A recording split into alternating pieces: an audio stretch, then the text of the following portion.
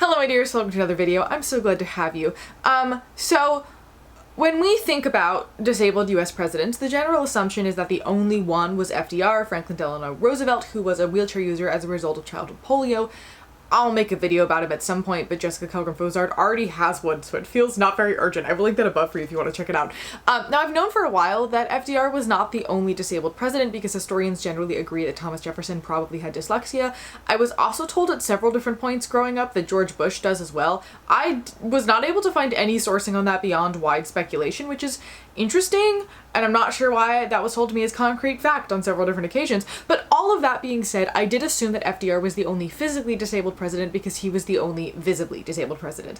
And once I'd gotten to the point as a scholar where I realized that it's like a 50-50 chance that any historical figure before like in 1920 was disabled, because chronic illness was kind of standard for most people for most of history, and so it's often ignored in history books unless it's super significant, my focus on finding that information was anywhere but the White House, because that's not where my academic focus tends to be. But in March I went to every single national park site in New York City as navigator for a stamp collecting friend, and in our tour of the Theodore Roosevelt Birthplace National Historical Site in Lower Manhattan, our tour guide said a few brief sentences about all 4 Roosevelt children being disabled, and I was like, hello? Why did nobody tell me about that? And then I went home and did a deep dive 5 months after, but I did get around to it. Also, special thanks to the lovely rangers at that specific national park site for helping me figure out which sources to look into on this topic, because many of them choose not to talk about disability in detail. Also, if you are looking for cool historical things to do in the city, all of the national park sites here, with the exception of Liberty and Ellis Island, and I guess sort of the Tenement Museum, because like, you should book a tour there, both because you should experience it and also because the museum is completely like changing the game for historical interpretation. It's kind of incredible. Are free. Most of them also have free restrooms, and many of them have educational junior ranger books that you can complete and get a free badge as a reward, so go forth and explore. I swear I'm not like a spokesperson for the National Park Service. I just like to shout them out a lot. Also, the general national parks have an ADA program where you can get a card to get into the parks for free for your entire life if you just are disabled, so you should go and do that. Also, for friends who need it, I'm sorry, I forgot. I am a white person with light brown shoulder length curly hair. I'm wearing a navy blue button-up shirt. I'm sitting in front of a plain wall that has green leaves on it. Now, Theodore Roosevelt was the 26th president of the United States. He served from 1901 to 1909 after being the 25th vice president under President William McKinley. McKinley was 6 months into his second term as president and Roosevelt's first term as vice president when he was assassinated, and Roosevelt became the youngest president in history at age 42. He was then elected for a second term and initially said he would not run for a third, changed his mind, lost. That's a whole situation. He was also the first US winner of the Nobel Peace Prize for his work negotiating the end of the Russo-Japanese War. He was really into uncovering corruption and so broke up a lot of monopolies. He was involved in creating the Food and Drug Administration, regulating railroads, is responsible for the Panama Canal, and was super into conservation, creating the National Park Service and National Forest Service. Historians generally agree that he was one of the best US presidents of all time, but I will also note that he is at least partly responsible for a lot of the havoc our country wreaked on Central Latin America. He was the first president to really acknowledge the United States as a global power, and he believed that the president should do whatever he can to help people on his continent or in other places unless explicitly against the law and or constitution, which made him a very effective leader who got a lot of great stuff done, but also occasionally translated into overreach, particularly in foreign affairs, though he would not be the first or last president to have that problem. He was born the second of 4 siblings in 1858 to Father Theodore and Mother Martha, who everybody called Mitty, and his dad was a businessman and philanthropist who had grown up with a Quaker mother, and those ideals very much appear in how he approached the world that to some degree carry over into Theo Jr. as well. He himself was a devout Presbyterian, not a Quaker, but a lot of the Quaker stuff appears really strongly, particularly around giving back to the community with a specific focus on helping the underserved, on equality regardless of social status, and critical thinking and going with your own moral principles rather than following what the group is doing. Theodore Sr. founded the New York Children's Orthopedic Dispensary and Hospital. He was involved in founding the Met and the American Museum of Natural History, was very involved in trying to regulate asylums and institutions, and he founded the New York City Children's Aid Society and the specific Newsboys Lodging House. Every Sunday he would go and have dinner with the newsboys, often bringing his children with him, and Theodore Jr. would take this tradition over in 1884, 6 years after his father's death. And if you're thinking about newsies like I am, which is why I included this in the video in the first place, at the time of the Newsboys strike, Theodore Jr. was the governor of the state of New York. There doesn't seem to be super concrete information as to how long he kept up these weekly dinners. He also traveled a great deal, but there is a universe where when Jack Kelly, who didn't exist, but theoretical Jack Kelly, lived at the Newsboys Lodgings, he had dinner with with the man at some point, I would not consider that to be too unlikely. So if you want that to be a cute little plot hole, you're welcome to have that as a cute little plot hole. The one sort of stain on Theodore Sr.'s reputation, though everybody was doing this at the time, it's more of a personal stain for him and for his children, is that during the Civil War he paid somebody to fight in his place, something he would always feel guilty about doing. He spent the war lobbying Congress to create legislation that enabled soldiers to send their earnings home to their families because he was worried about families becoming destitute without their men at home. He traveled from regiment to individually convince soldiers that this was a good idea and to get them to do so. And the Civil War was a weird time for the Roosevelt household because Mittie was from Roswell, Georgia, had owned slaves, and had family members who were fighting on the Confederate side, and greatly disagreed with some of her husband's politics, though did not want to be publicly against him because that was simply husband and wife were supposed to agree on everything. But while he was gone, she would quietly put together care packages for soldiers in the South and mail them out. She was also single-handedly raising the 4 children. At the start of the war, Bammy, whose real name was Anna but went by Bammy, was 6, Theodore was 3, Elliot was 1, and Corinne was a newborn. And Theodore Sr. was a very involved father with all of his children. This was a notable shift when he was gone. The children were all homeschooled due to concerns about their health, which we'll get to in a moment, and traveled extensively, getting to see much of the world as they grew up. Little Theo in particular was incredibly into the natural sciences, creating the Roosevelt Museum of Natural History with some of his cousins that I believe was in their attic, if I remember correctly, full of specimens that he trapped or shot or found. And on their expeditions he would shoot stuff and then taxidermy it himself. Nerd. While he was in college at Harvard, he became a published ornithologist. He also worked on putting together what is, I believe, the most comprehensive history of the War of 1812, which would be published 2 years after he graduated. It's about 500 pages long. It's dense. In college, he did like just everything all the time, but he didn't really have many friends and was sort of seen as an oddball for really genuinely caring about learning. His father died when he was a sophomore and he took that very hard since that entire family was so close to one another, but he still graduated 22nd in his class and married Alice Lee. And then he went to law school, which he ended up disliking, so he left and instead went to serve in the New York State Assembly, where he would be re-elected multiple times, serving for 4 consecutive one-year terms. In his time there, he uncovered a lot of corruption, making him both very popular and very unpopular, depending on who you talk to. In 1883, he traveled out west to Dakota Territory for the first time to hunt bison, and he loved it so much out there that he spent a huge chunk of his inheritance to become a cattle rancher. In February of 1884, his daughter Alice was born, and a few days later, both his wife Alice and his mother Mittie would die, Mittie of typhoid and Alice of what was then called Bright's disease, just functionally kidney failure. And in his grief, he put the baby in the care of his older sister Bammy, and he headed out west. He also erased every memory of Alice as much as he possibly could. He would continue to commute back and forth between New York and his ranch in Medora, North Dakota, and published some books about hunting and ranching until the winter of 1886 and 1887 wiped out much of his herd, and he decided to go back home to New York, where he would marry his childhood friend Edith Caro. They ended up having 5 children in addition to resuming custody of little Alice, and they also at the time of living in the White House had at minimum a small bear, a lizard, 5 guinea pigs, a badger, a blue macaw, a pig, a hen, a one-legged rooster, a hyena, a barn owl, a rabbit, a pony, and a few dogs, and all of them had names. Chaos. In 1894, Theodore was offered a position on the board of the New York City Police Commissioners and did a lot of anti-corruption and standardization work, then became the Assistant Secretary of the Navy under President McKinley, building up the Navy and sending out war preparation orders to some battleships for the Spanish-American War without the permission of McKinley. Once the war began, he resigned and both formed and led the Rough Riders, which is the first U.S. volunteer cavalry unit in Cuba, which brought him a lot of fame and attention, and it's around this time that the name Teddy, to refer to him, starts to appear, which he never actually used nor liked. He usually, growing up, went by TR or TD more than anything. In 1898, he became the New York governor and he won. Then he became vice president. We've already covered this era in this video. We're going to skip it. After his presidency, he would go on expeditions to Africa and to Europe. Then he tried to run for president again as a progressive. He lost to Taft. On the campaign trail, he was a victim of an attempted assassination, getting shot in the chest. And since he was a skilled huntsman, he knew that he wasn't in grave danger because he wasn't coughing up blood, so he just continued to give his 90-minute speech anyway. And they did end up leaving the bullet in him because it was too risky to take it out, and he had it in there for the rest of his life. After losing the presidency, he went on a South American expedition where he got very ill and that weakened him for the rest of his life, though he'd continue being very loudly involved in politics, expressing many opinions on the First World War in particular. He would die in 1919 at the age of 60 of a pulmonary embolism in his sleep. And it was joked that he had to die in his sleep because otherwise death would not be able to take him down.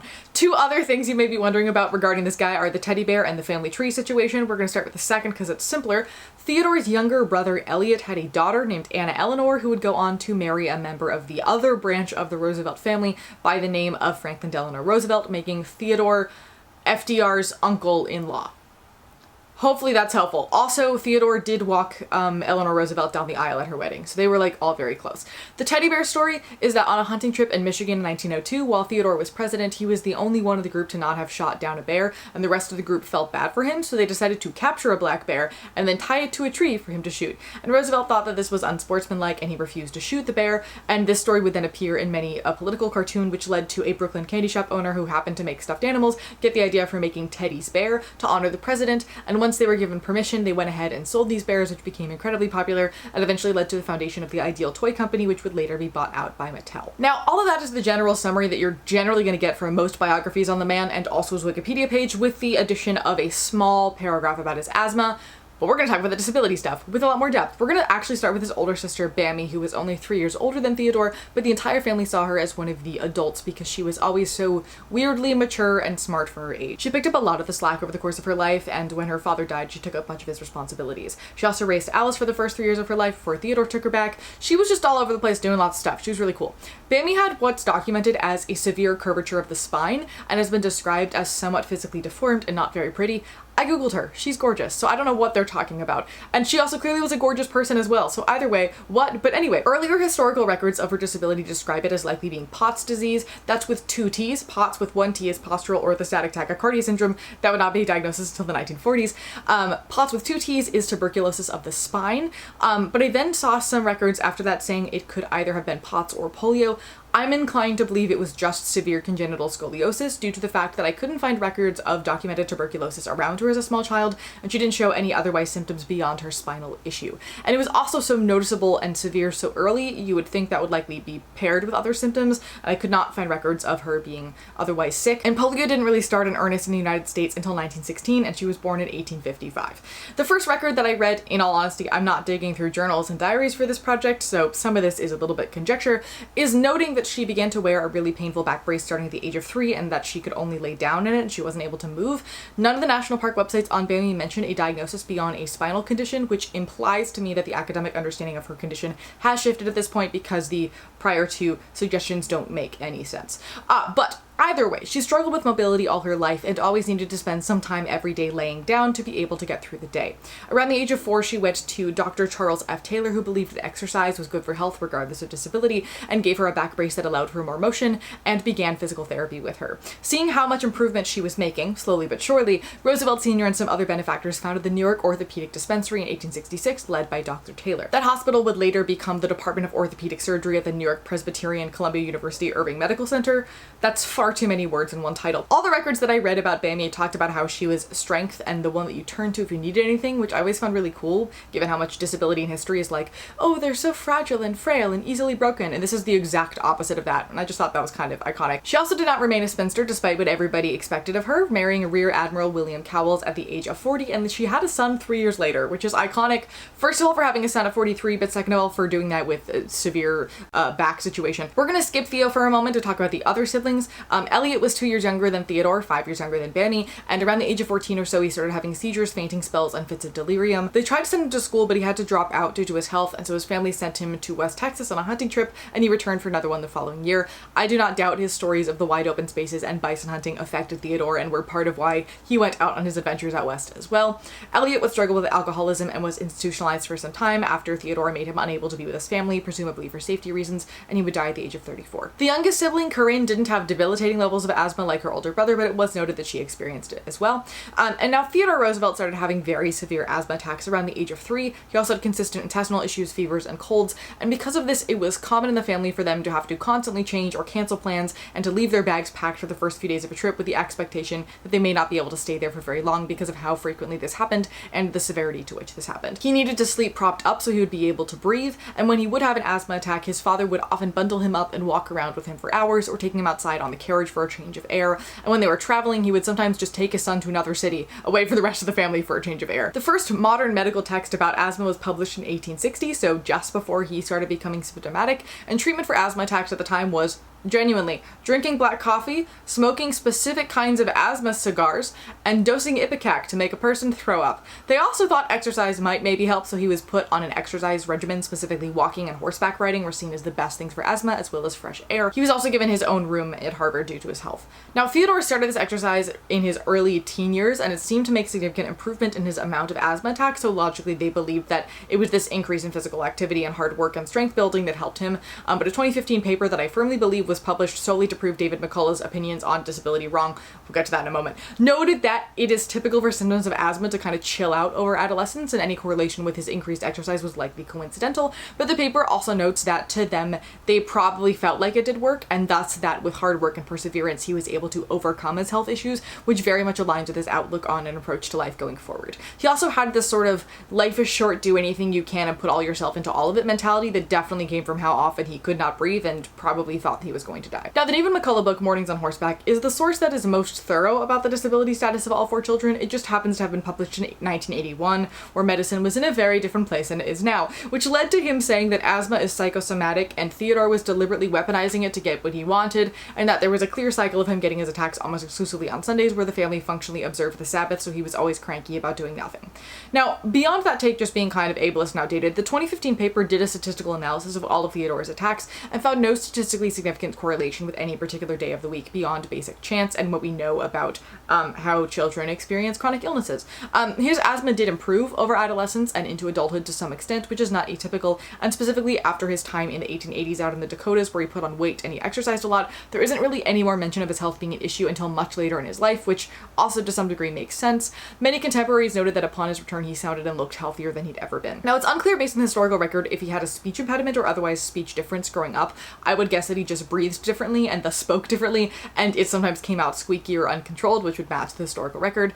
Something that's no longer really mentioned after his time in the Dakotas, which means the recordings that we have of the man are not indicative of what was noted earlier in his life as how he spoke, so we may never know what that situation was.